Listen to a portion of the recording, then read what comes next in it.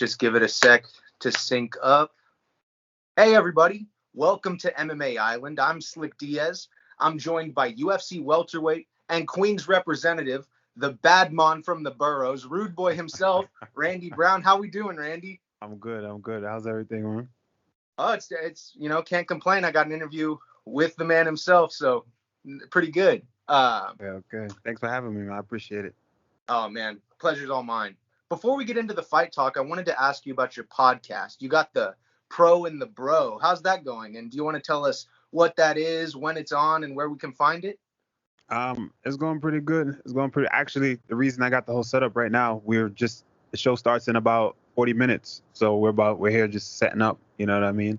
Okay, nice. We have it on Twitch. It's on Twitch, and occasionally I post a few clips on YouTube, but mostly it's every Friday for a pre-fight show, and Saturday and Sunday for a post-fight show. And we just kick it. It's super lackadaisical, and we just talk about nonsense and kick it with chat, and it's fun. Absolutely. So you got a pretty consistent, regular content schedule. That's pretty cool considering you're a full-time professional athlete. You're still making time for the fans and to kick it. That's rad. Yeah, man. So have to. It's part of the game, you know. Mm-hmm. So, let's see. In your most recent post-fight press conference, you said you are the New York guy, and you're repping it now with the making the Yankee hat more famous than a Yankee can with the red top. But I was curious, since you feel a strong connection to where you're from, if you have a favorite New York musical artist. So many greats. There's so many artists from New York, man. Honestly, I'm mostly into the reggae scene, but I grew up here for the most part. When I came to high school, I came out from Jamaica. There's a ton of artists from here. You know, there's Jim Jones, just the whole Dipset. This is a bunch of artists from New York. The newer artists, Pop Smoke, all of them. You know what I mean? Yeah. But I'm not really into that. I don't really listen to too much music anymore. Probably because I'm older. I don't know what it is, but Word. Yeah. Well, so once you hit 30, it's no more music. I'll keep that in mind. Nah, trust me, bro. It's just different. You'll still like your music, but you're not gonna be able to keep up. There's so much different artists, new artists coming out these days. It's just like I'm out of the music. Oh yeah, I already feel that way, man. When people are like, "Oh, Kanye and Drake are dropping," I'm like, "I'll get to it when I get." You get to it when you get to it, right? Yeah. So in your most recent fight with Jared Gooden, you had to make some adjustments in the fight, even though it was a great performance. You were having some issues with your bottom half. Have you had to make adjustments like that in a fight before? Dr. Rude Boy resetting digits. No. That was the first time. That was the first time that ever happened to me, honestly. It's a unique situation. You know, you're fighting, you're full of adrenaline, and you just go. You do what you got to do. The toe popped out, and I just popped it back in and just kept it pushing, you know? Yeah, you said you were just running on instincts. You were like, this makes sense. Maybe I'll step on it. Yeah, that made the most honestly, that made the most sense to sometimes your body just knows, huh? Yeah, it popped up. I knew whenever I stepped out, my balance was off. I couldn't really push forward to punch the way I wanted to punch. So yeah, I had to pop it back in. But every time I pushed and twisted off of it, it would pop back out. So I had to consistently just put it back over and over. Damn, how many you don't have, like, how many times do you think it happened? Just like a bunch in the fight, or just a few? Oh no, we counted it. We watched it. We watched it over and counted every time I stepped on it. It turned out to be like 27 times or something like that. 24 to 27 Jesus times. Christ. Yeah. So like when the doctor looked at it, it was a ton of more damage done to it from the friction of constantly snapping it back in. So I did a whole bunch of damage to it. Hey, you got to do what you got to do in the heat of the moment, though. And you walked away with a stellar performance. That was a really awesome one to watch, man. So congratulations on that. Appreciate it. How's your health currently? 3 months removed from your last showing, give or take. Mm-hmm. Right now it's good. I'm just getting back in the gym, so I'm just back maybe 2 weeks. 2 weeks now I'm back. Still not 100%, you know, but we're working. I'm back. I could do my striking. I can't throw any front kicks, obviously, you know, but yeah. I'm kicking, I'm kneeing, I'm moving around, I'm grappling, so that's good. I'm 2 weeks out of putting in steady work now, so within the next, give me 2 more weeks, and then we're back to it fully. Very good. So I want you to talk to me a little bit about the importance of being a dynamic fighter. when I think of Randy Brown, I don't think of one style or the other. I think of a guy who's dangerous everywhere. How important is it for you to be a well-rounded threat in every part of the fight? Because a lot of fighters aren't. They're like we saw it this last weekend. There's very strong, they stick to their own style. So talk to me a little bit about dynamism in fighting. I think it's huge. I think it's extremely important. I think one of my biggest fears is falling victim to styles make fights. Mm-hmm. You know what I mean? And I feel like a lot of fighters and most fighters fall victim to that. And that's something I think is avoidable by being dynamic and having range in your game. So when I say that, I mean basically guys who we saw, not to pick on Giga or anything, but Giga's a tremendous athlete. You know what I mean? Someone that I've trained with before. I think that guy is top tier, even though the fight played out the way it did recently. And I just use him as an example because it's fresh off. Sure, yeah.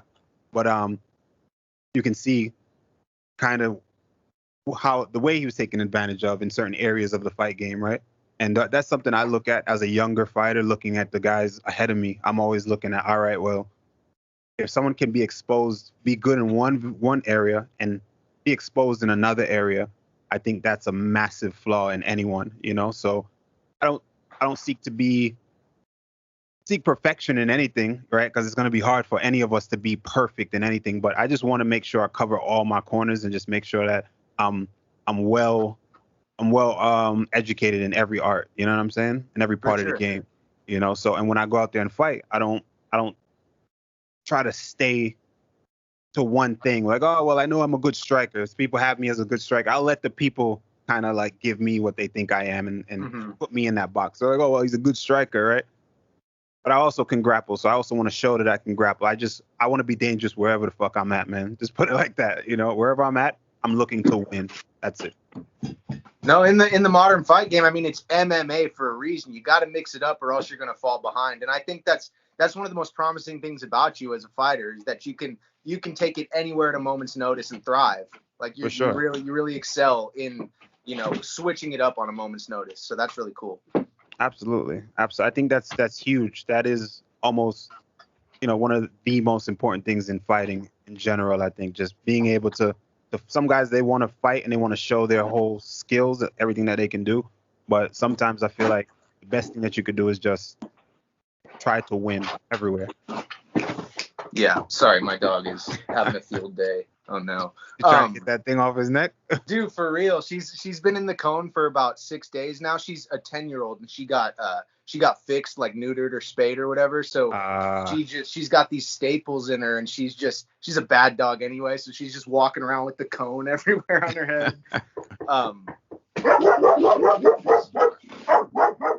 Sorry about this, Randy. That's all right.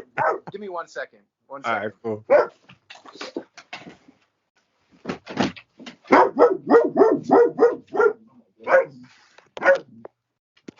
Randy, we're going to take this outside.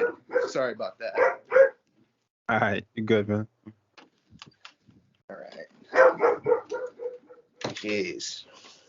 Talk about an inopportune time for a visitor. Where were we at? We just finished talking about the dynamism of, you know, your fighting in the modern MMA scene. It's bright outside where you at? What time is it? Yeah, it's I think it's 5 right now. I think it's 5 right now in Texas, but daylight savings or whatever. Damn, it's black outside, bro, where I'm from. Yeah, well, New York you're an hour ahead over in New York, right? Yeah. Let me try to get a good angle. All right, this is the most awkward transition in an interview ever, but we'll just work with it. So,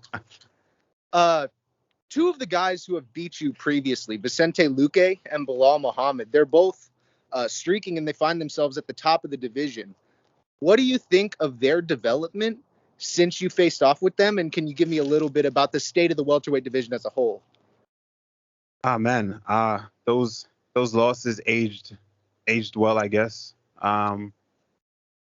Belal in particular, I think Belal has progressed tremendously. I think Belal has some of the best fight IQ out there in the welterweight division. Mm-hmm. And I think he gets a lot of hate unnecessarily. I think he's a smart guy and he knows how to win. May not be the most exciting, may not be the most dynamic, but he knows how to play the game of MMA and you can see the growth and the intelligence in his game. So I can appreciate that just by watching his game.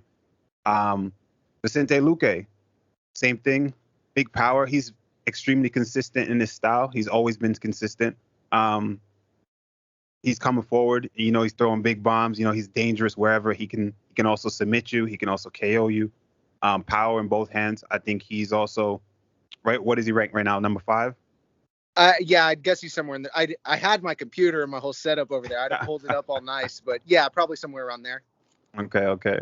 Yeah, I think that both those guys are the future of the division right now. I think it's between him, Belal, Leon.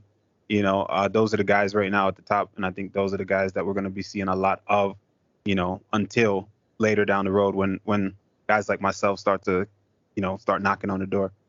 Absolutely. Speaking of guys that you've already fought, Alex Cowboy Oliveira just recently got booked with a big name coming to the division in Kevin Holland. It's UFC 271 or 272, maybe on March 5th. What do you think about Kevin Holland and that matchup, and how do you think he's going to do in the welterweight division? Because it's a deep division. It's a really deep division. Yeah, man. It's the welterweight. I think it's the hardest division to be in the UFC. That and 55. For me, really, I don't know. We're just gonna have to see how he does. I've seen the matchup. Very interesting matchup. And I know you asked the question because a ton of people want to see. Everywhere I look is people are mentioning my name, next to his name in the welterweight division. I mean, the stylistic matchup, the ranginess. I mean, it makes a lot of sense, but it does. I don't know if it makes sense, like, trajectory wise, based on who he's coming in to fight, and you've already been there, done that. So sure. Yeah, I wasn't necessarily thinking it should be the next matchup, but I was just curious because that's a big name to come into your division. Absolutely, it's exciting. I'll put it like that. It's exciting. It definitely makes things a little bit more interesting. That's all I really got. I think it's interesting. Yeah. I'm looking forward to see how that plays out. But if it's me, it's me. That'll be nice. If not, then I'm still looking forward to moving forward and moving onward and upward. For sure. So you are you the kind of guy who because you said pretty soon you're going to be knocking on the door at the top of the division. Are you the kind of fighter who needs those fights with Vicente Luque and Belal Muhammad back? You need those back? Are you that kind of competitor, or are you just trying to get to your destination? I'm just trying to get to my destination. That would be a cherry on top. I'd love those matchups. I'd love to get them back. Particularly the Luque fight. I think that'll be a great matchup, to go back and avenge. There were certain circumstances that I had to deal with going into that, but it is what it is. That's the past, and I'm looking to move forward. But if I can get that back, I'd love to. Absolutely. All right. Before we sign off here, is there anything that you want to tell your fans in the MMA community, what we can look forward to seeing from you this year? Any 2022 New Year's resolutions for the Rude Boy? Yo, get ready to just see a lot of me, man. Trust me, I'm gonna be around a lot. You're gonna see my face a lot. You're gonna hear my name a lot. And I love y'all, man. Shout out to all the homies on Twitter too. You know what I mean? Shout out to you guys. Yeah, just shout out to everybody that supports me, man. Much love. And again, check out my show on Twitch. We're on Twitch. I do a thing on YouTube as well. I got like a little vlog going on YouTube. So, come show some love. Come see some in-depth stuff behind the scenes stuff about me. And yeah, much love. Absolutely. All right, everybody. I've been Slick Diaz. This is Randy Rude Boy Brown. We're signing off on MMA Island. Before you go, make sure to go hit him up on Twitch, Twitter, and Instagram at Touch and Go. And then he's got Rude Boy TV on YouTube, so you can keep up with the ongoings of your boy, Randy Brown. Randy, thank you very much. I hope we can talk again under less strenuous circumstances in the future. It's all good, man. Much love. See you soon. Thank you very much. Bye. All right.